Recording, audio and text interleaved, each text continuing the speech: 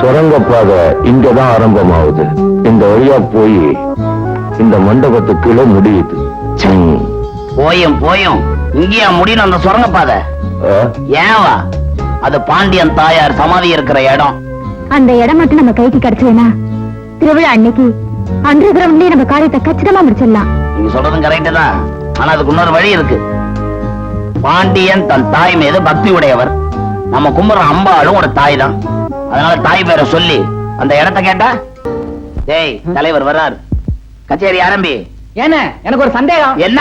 ஆம்பளைங்களா எதுக்கு வேட்டி கட்டுறாங்க? மானம் மரியாதை போயிடக்கூடாது என்றதுக்காக.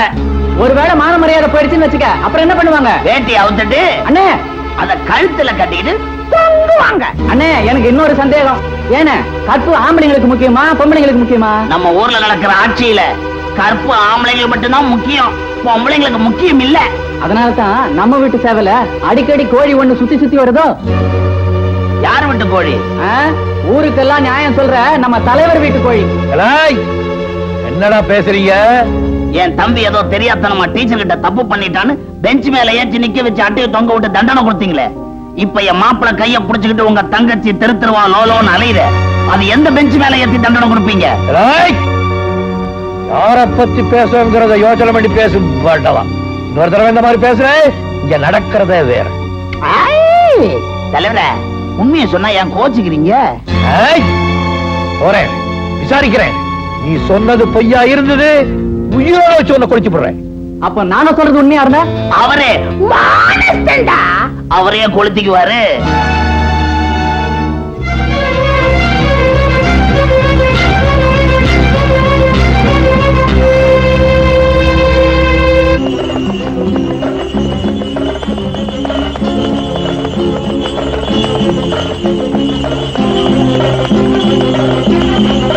மீனா, மீனா, என்னடா அந்த பாவி நஞ்சப்பன் நீயும் மணிமாறனும் பழகிற விஷயத்தை உங்க அண்ணன் கிட்ட சொல்லிட்டான். உங்க அண்ணன் கோவமா வந்துட்டு இருக்காரு. அவர் கண்ணுல மாட்டிக்காத, நான் வர்றேன்.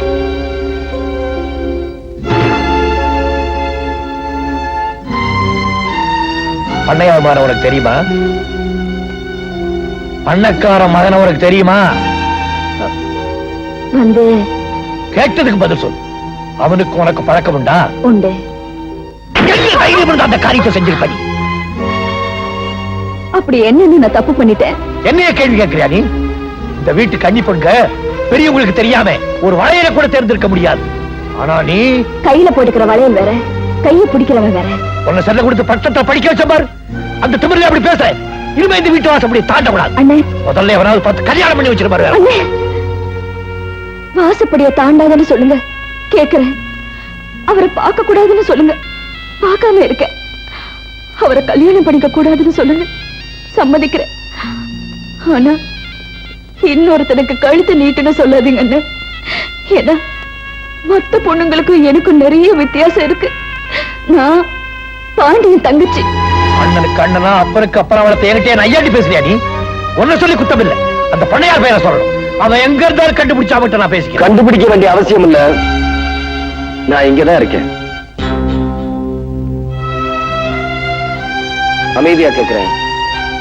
மீனா என்ன கல்யாணம் பண்ணிக்க கூடாதுங்கிறதுக்கு என்ன காரணம்? உன்கிட்ட சொல்ல வேண்டிய அவசியம் இல்லை. ஆனா எனக்கு தெரிஞ்சுக்க வேண்டிய அவசியம் இருக்கு. மணி, சரியான காரணத்தை சொல்லலன்னா என்ன செய்வே? அவ கழுத்துல திருட்டு தாலி கட்டுவியா?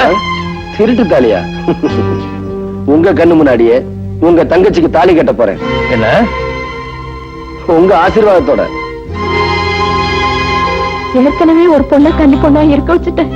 இப்ப இன்னொரு பொண்ணையும் கன்னி பொண்ணா இருக்க வைக்க போறியாப்பா? என்னங்க, கோவப்படாம சொல்லுங்க. எதுக்காக மீனாவை இவர் கல்யாணம் செஞ்சுக்க வேண்டாம்னு சொல்றீங்க? மணிமாறனை தவிர வேற யாருக்கு வேணாலும் என் தங்கச்சி நான் கல்யாணம் பண்ணி. ஏன் என்கிட்ட என்ன குறை இருக்கு? உன்கிட்ட இந்த குறையை நான் சொல்லலப்பா. நீ என் தங்கச்சிக்கு புருஷனா இருக்கிறதுக்கு நான் கிடையாது. முடியாது. என் தங்கச்சி மணிமாறனுக்கு மனைவியா இருந்து பிரயோஜனம் இல்ல, பெரிய பண்ணையாருக்கு மருமகள் ஆகணும். ஆமா. அப்படின்னா எங்க அப்பா அவளை மருமகளா ஏத்துக்க மாட்டான்னு நினைக்கிறீங்களா? அட நிச்சயம் ஐயா. இன்னைக்கு உங்க அப்பா என்ன விரோதியா தானே நினைக்கிறாரு. உங்க அப்பா மட்டும் உங்க குடும்பமே என்ன விரோதியா தானே நினைக்குது.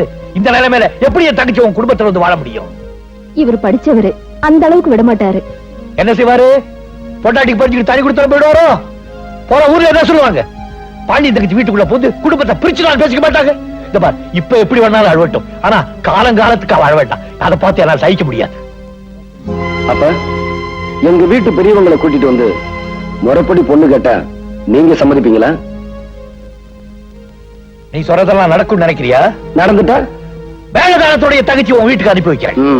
நடத்தி காட்டு. உனக்கு என்ன தைரியம் இருந்தா என்ன போய் அந்த பாண்டியன் வீட்டுல பொண்ணு கேட்க சொல்லுவேன். அதுல என்னப்பா தப்பு இருக்கு? ஏய், பரம்பரையா நம்ம குடும்பத்தை சேர்ந்தவங்க தான் இந்த ஊருக்கு தலைவரா இருந்திருக்காங்க. நேத்து பிறந்த பையன் என்ன தோக்கடிச்சிட்டு தலைவன் ஆயிட்டான். தலைவர் பதவி ஒண்ணும் பரம்பரை சொத்து இல்லப்பா. யாரு வேணும்னாலும் தலைவர் ஆகலாம். மணிமாரா, அப்பா ஏதோ ஒரு பகைய மனசுல வச்சுக்கிட்டு என் வாழ்க்கையை பாழாக்கிறாதீங்க. மணிமாரா, அப்பா அந்த பாண்டியன் நம்ம குடும்பத்துக்கு ஏதாவது கெடுதல் செஞ்சிருக்காருன்னு சொல்லுங்க, உங்க வார்த்தைக்கு கட்டுப்படுறேன். இல்ல அந்த பொண்ணை பத்தி இந்த ஊருக்குள்ள தப்பான அபிப்பிராயம் இருக்குன்னு சொல்லுங்க, அவளை விட்டுறேன். எந்த வலுவான காரணம் இல்லாம அவளை கைவிடுன்னு சொன்னா அதை கேட்க நான் தயாரா இல்ல. அப்படின்னா உன் பேச்ச கேட்க நானும் தயாரா இல்ல. நஞ்சப்பா மாமா. வேதாச்சலத்தை உடனே வர சொல்லு. அவன் பொண்ணு கழுத்துல இவன் தாலி கட்டானா இல்லையா பாத்துரு. அப்பா என் முடிவை யாராலையும் மாத்த முடியாது. அதே மாதிரி என் முடிவை யாராலும் மாத்த முடியாது. மாப்பிள, அப்பாவே எடுத்து பேசுறீங்களே. டேய், அப்பாவும் பிள்ளையும் பேசிட்டு இருக்கப்போ நானே நடுவுல போகல, நீ ஏண்டா நுழையிற? உன்னால நுழைய முடியல. நான் இந்த குடும்ப கூட்டணியில ஒரு அழுதற. என்ன தனியா பிரிஞ்சு பேசுறியே. என் கண் முன்னாடி யாராவது மாமனை எதிர்த்து பேசினா என்னால தாங்க முடியாது. அவன் ஒண்ணு எதிர்த்து பேசலடா, உண்மையை எடுத்து சொல்றான். அவன் எதை சொன்னாலும் சரி, அந்த பாண்டியன் தங்கச்சி இந்த வீட்டு வாசப்படிய கூட மிதிக்க கூடாது. மீறி அவ கழுத்துல தாலி ஏறினா உன் கழுத்துல இருக்கிற தாலி இறங்கிடும். என்னங்க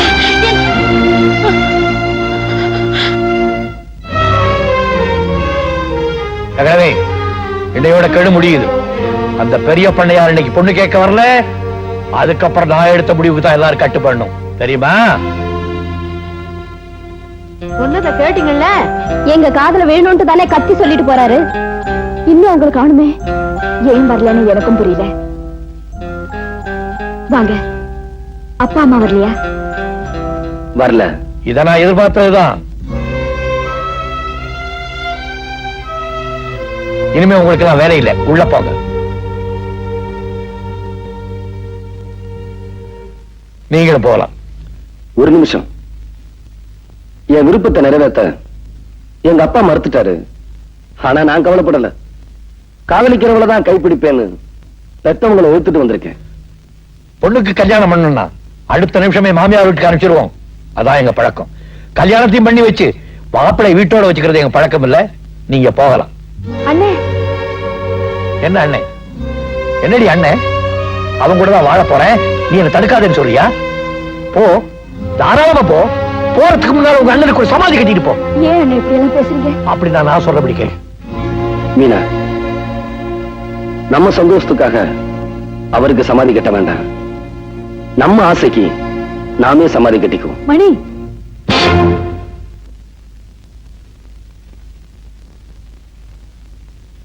அம்மா,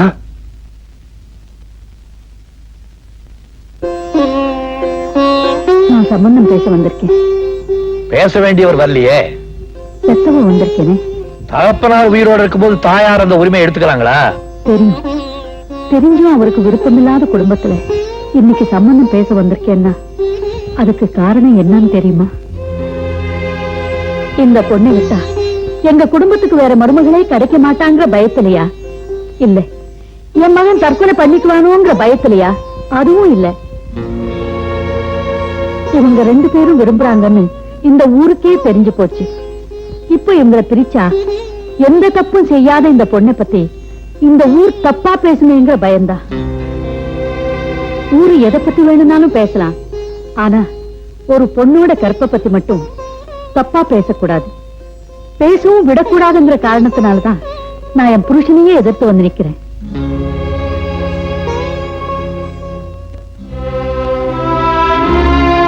நான் இவ்வளவு சொல்லியும் என் புருஷன் வந்து கேட்டாதான் உங்க கௌரவம் நிலைக்கும்னு நீங்க நினைச்சா அது வரட்டு கௌரவம்.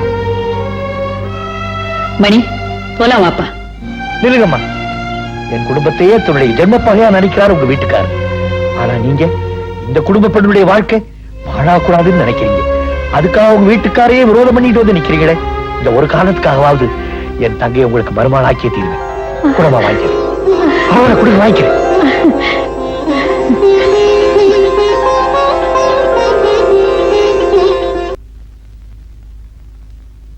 நில்லு. என்னங்க வந்து இந்த வீட்டு மருமகளை நிச்சயம் பண்ணிட்டு வந்திருக்கேன்னு சொல்ல போறேன் அதானே? இங்க பாரு, ஒரு பொண்ணு தனியா நின்னு ஒரு காரியத்தை சாதிச்சாளானா ஒண்ணு அவ வாழா வெட்டியா இருக்கணும், இல்ல வேதவியா இருக்கணும். அப்பா உனக்கு தெரியுமாடா, இழவு வீட்டுக்கு போறதா இருந்தா கூட ஒரு சுமங்கலி புருஷன் இல்லாம போக கூடாது. வெள்ளிக்கிழமை அதுவுமா ஏங்க இப்படி எல்லாம் பேசுறீங்க? நான் பேசலடி, நீ செஞ்சிருக்கிற காரியம் என்ன பேச வைக்குது. உனக்கு என்ன தைரியம் இருந்தா என்ன தள்ளி வச்சுட்டு நீ சம்பந்தம் பேசி முடிச்சிருப்ப.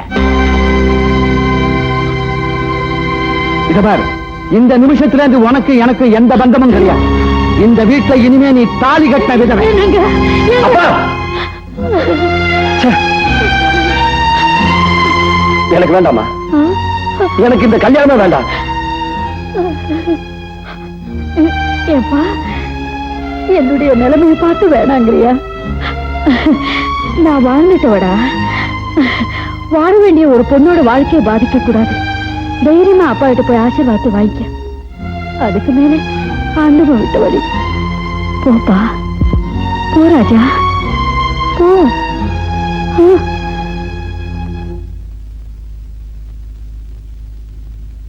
எந்த புருஷனும் பொண்டாட்டியை பார்த்து சொல்லக்கூடாத வார்த்தையை எங்க அம்மாவை பார்த்து சொல்லிட்டீங்க. அதனால எங்க அம்மா உங்களை புருஷன் இல்லைன்னு சொல்ல போறதில்ல, நானும் உங்களுக்கு பிள்ளை இல்லைன்னு சொல்ல போறதில்ல. அடுத்த வெள்ளிக்கிழமை எனக்கும் மீனாவுக்கும் கல்யாணம். என்ன ஆசீர்வாதம் பண்ணுங்க.